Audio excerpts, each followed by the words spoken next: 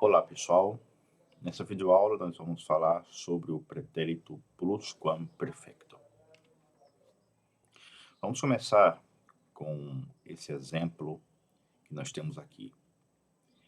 Ayer não pude partir porque o táxi vino a buscar-me com retraso e quando cheguei ao aeropuerto o avião já havia despegado. Lo siento, señora. El avión ha despegado hace 5 minutos. Nessa situação que nós temos ilustrada por essa tira, nós vemos uma amiga conversando com a outra, em que uma fala sobre um conjunto de ações que aconteceram ayer, ou seja, ontem. E o que foi que aconteceu ontem? Ela não pôde viajar, não pôde partir, porque quando o táxi chegou para levar ela ao aeroporto, o avião já havia decolado, havia despegado. Então nós temos nesse exemplo duas ações passadas. Uma é a ação do táxi ir pegar a pessoa e a outra ação é o avião ter decolado. Esses dois eventos aconteceram no passado, só que um aconteceu antes que o outro. No caso aqui, o avião ter decolado aconteceu antes do táxi ter chegado. Portanto, é a primeira ação.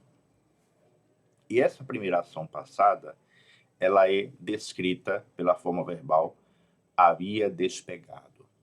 Então, essa forma que nós temos aqui, havia despegado, é uma forma do pretérito plusquamperfecto. Esse termo plusquamperfecto pode ser traduzido para o português como mais que perfeito. Então, vamos entender como nós formamos essa forma verbal, pretérito plusquamperfecto, e em quais situações nós podemos usá-lo. Vamos começar então aqui com a formação. Para a gente formar o pretérito plusquamperfecto, ele se trata de uma forma verbal composta. Então, ela vai ser formada por um verbo auxiliar e um verbo principal. O verbo auxiliar é o verbo haver conjugado no pretérito imperfeito. E o verbo principal é o verbo no particípio. Então, como é que nós conjugamos o verbo haver no pretérito imperfeito? Yo había, tú habías, él, ella, usted había, nosotros habíamos, vosotros habíais, ellos, ellas, ustedes había.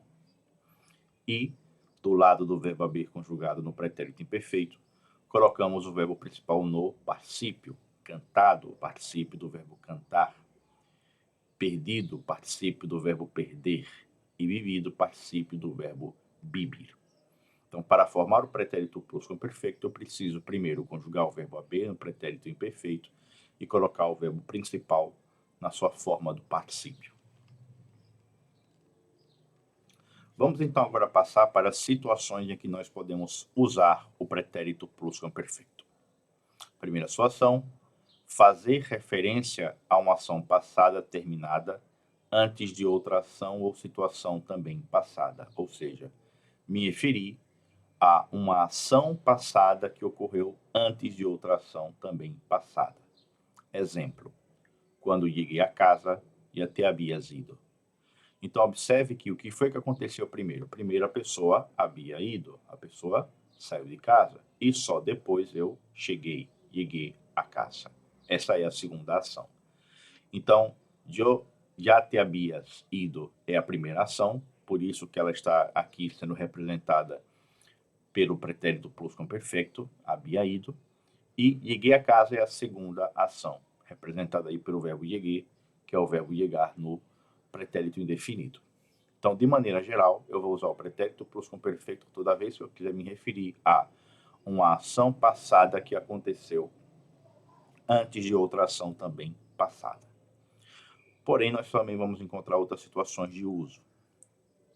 Explicar os resultados ou consequências de uma ação ou situação passada. Exemplo, ¿por que llegaste tarde? Porque havia olvidado la hora de nuestra cita. Então, eu posso também usar o pretérito plusquamperfecto para explicar por que razão eu não realizei uma ação no passado, ou a realizei. Com já para dizer ou perguntar se uma ação foi realizada antes de um momento passado.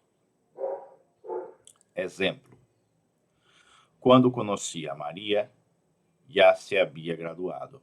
Então aqui eu estou usando o havia graduado para falar sobre algo que havia acontecido a Mário antes de eu o conhecer. Com todavia, não, para indicar que uma ação não foi realizada antes de um momento passado. Exemplo: quando Marco e Mercedes salieron de casa, todavia não havia começado a chover. Então, aqui nesse caso, eu uso a forma não havia começado, todavia não havia começado, para falar sobre uma ação que não aconteceu antes de uma ação passada. Então, pessoal, esse é o nosso conteúdo dessa semana. Na ementa vocês vão encontrar as informações sobre esse conteúdo no livro e também a atividade, além, é claro, da nossa disponibilidade para monitoria. Até o nosso próximo encontro.